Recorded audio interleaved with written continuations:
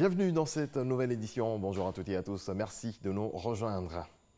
Le Premier ministre ivoirien est à Ouagadougou depuis hier. Amadou Gon Coulibaly est accompagné des membres du gouvernement dans la capitale burkinabé pour le TAC 2019, traité d'amitié et de coopération. Lors d'un conseil conjoint aujourd'hui, les gouvernements ivoiriens et burkinabés vont évaluer l'état de la coopération bilatérale et surtout plancher sur les chantiers à venir. Mama Traoré. Il est presque 13 h ce lundi quand l'avion transportant le Premier ministre Amadou Gon Coulibaly atterrit à l'aéroport international de Ouagadougou. Le chef du gouvernement ivoirien est accueilli par son homologue burkinabé, Christophe Marie-Joseph Dabiré, des membres du gouvernement du Faso et ceux de la Côte d'Ivoire, arrivés plus tôt dans la capitale burkinabé. Les deux gouvernements se retrouvent une fois de plus en cette fin du mois de juillet pour le sommet du traité d'amitié et de coopération TAC. Comme les précédents, ce 8e TAC sera l'occasion d'approfondir les liens historiques et fraternels existants entre la Côte d'Ivoire et le Burkina Faso. Nous sommes donc venus aujourd'hui nous joindre au gouvernement burkinabé pour travailler afin de pouvoir proposer à nos chefs d'État un projet d'ordre du jour pour qu'ils puissent le valider. Nous parlerons des échanges commerciaux donc, entre nos deux États, qui sont en nette progression. Mais nous devons travailler donc, à les renforcer davantage. C'est pour cela que je voudrais me réjouir qu'à marge donc, de la réunion du traité d'amitié et de coopération, nous aurons un forum donc, des hommes d'affaires organisé par nos deux chambres de commerce et d'industrie. Ce sera aussi l'occasion de faire le point sur l'application de toutes les mesures et résolutions que nous avons arrêtées lors du 7e TAC qui s'est déroulé donc, à Yamoussoukro. Donc c'est pour dire que nous avons du pain sur la planche, nous avons du travail, nous avons également un environnement difficile au plan sécuritaire dans notre sous-région. Donc c'est un point important sur lequel nous aurons également donc, à travailler pour pouvoir faire des propositions donc, à nos chefs d'État. Demain mardi, Amadou Gon Coulibaly et Christophe Marie Dabiré présideront un conseil conjoint de gouvernement.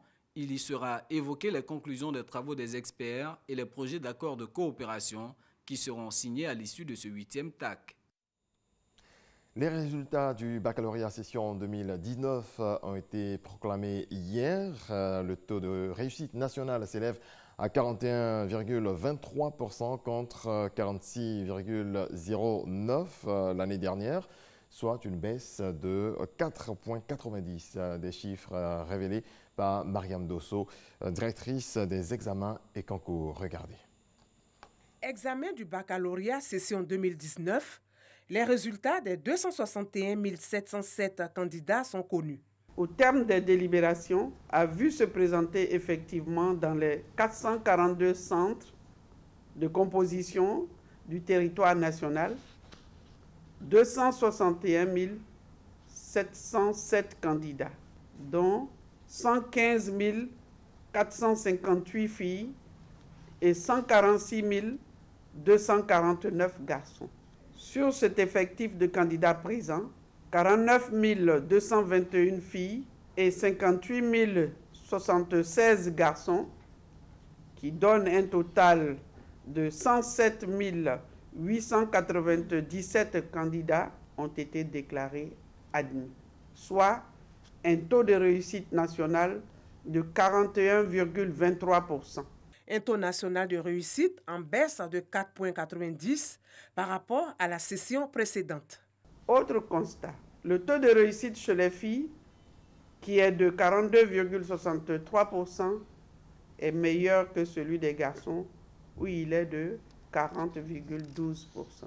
Les résultats du jury spécial de réclamation seront proclamés le jeudi 1er août 2019 à 15 h dans les mêmes centres.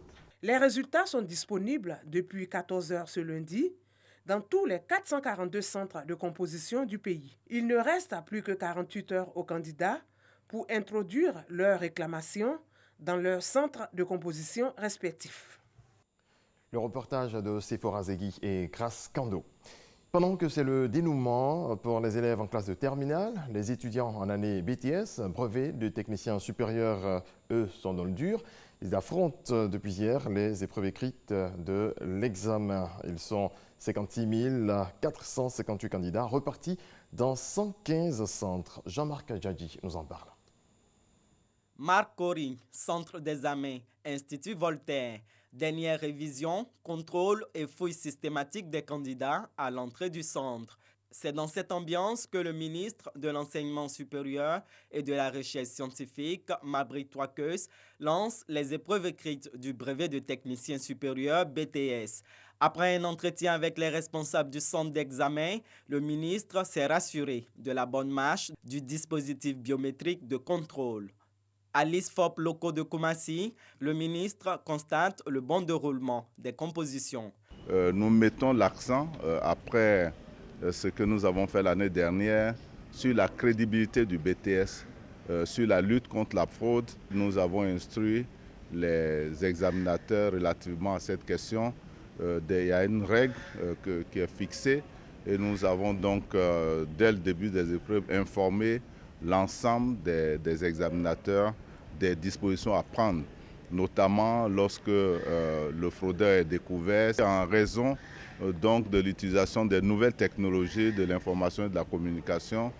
Cette année, il y a un contact direct entre les centres d'examen et la police scientifique. 56 458 candidats composent pour la session 2019 du BTS.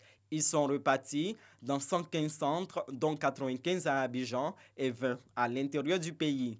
Les résultats des examens du BTS sont prévus pour le 31 août 2019.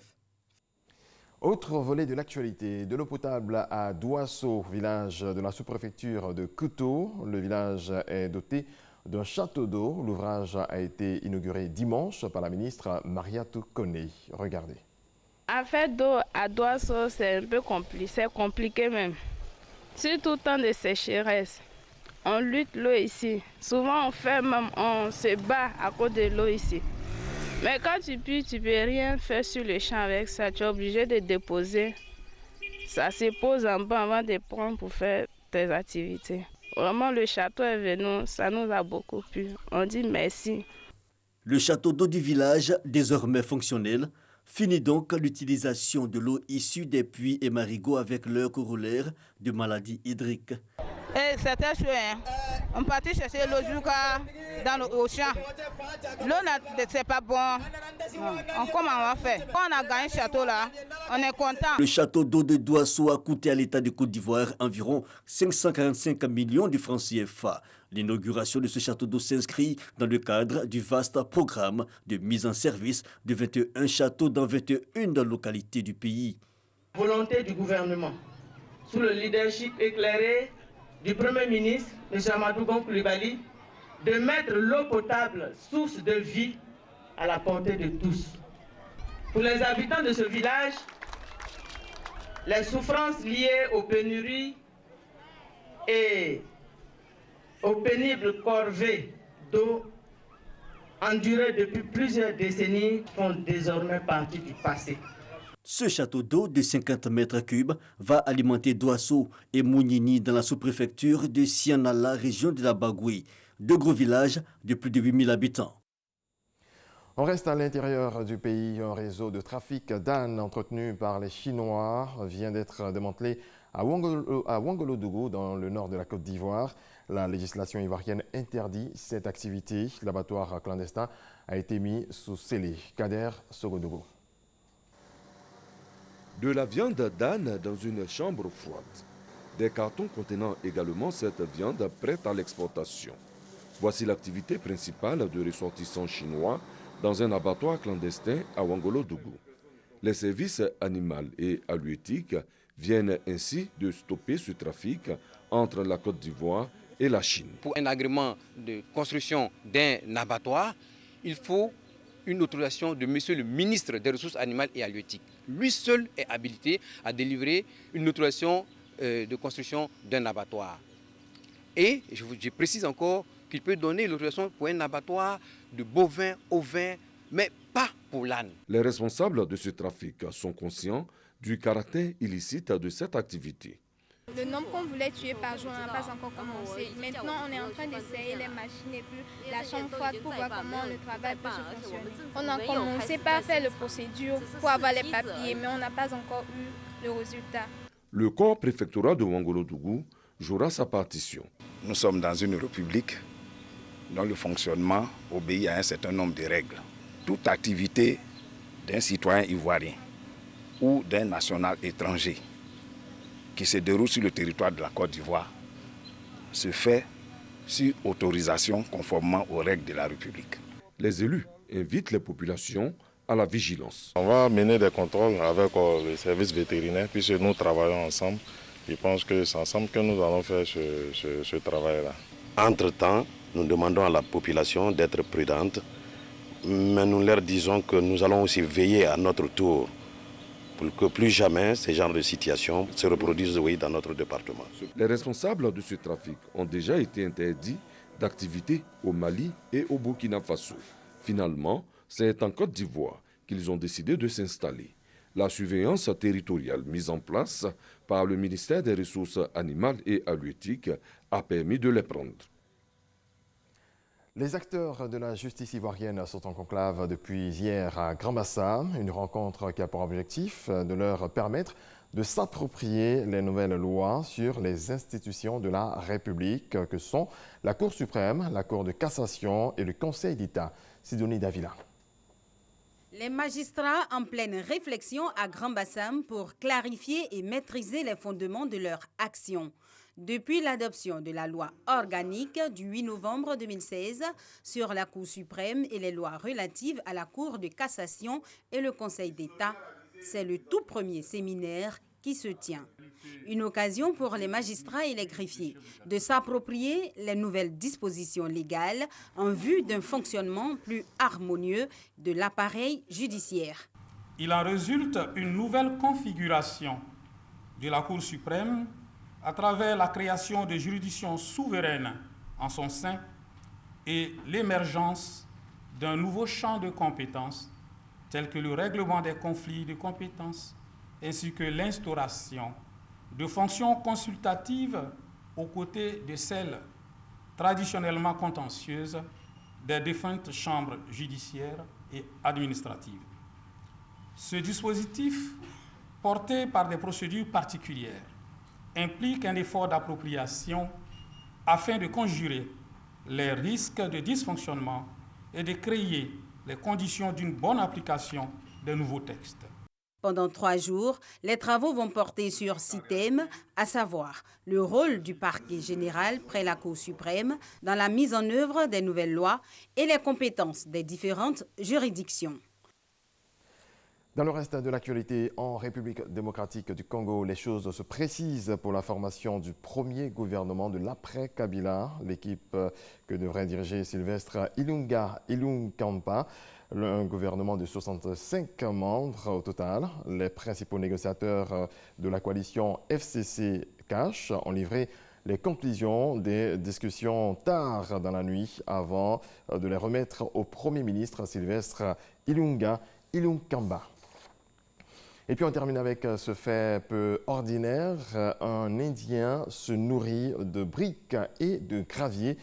Pakirapa est connu pour la consommation de briques, de la boue et du gravier. Selon France Info, cet homme consomme jusqu'à 3 kilos de débris non comestibles par jour.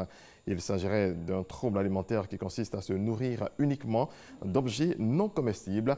De son côté, Pakirapa affirme qu'il n'a jamais subi d'effets secondaires issus de la consommation de ces objets. Voilà qui met fin à cette édition. Merci à toutes et à tous de votre attention. Très bon début de journée à toutes et à tous.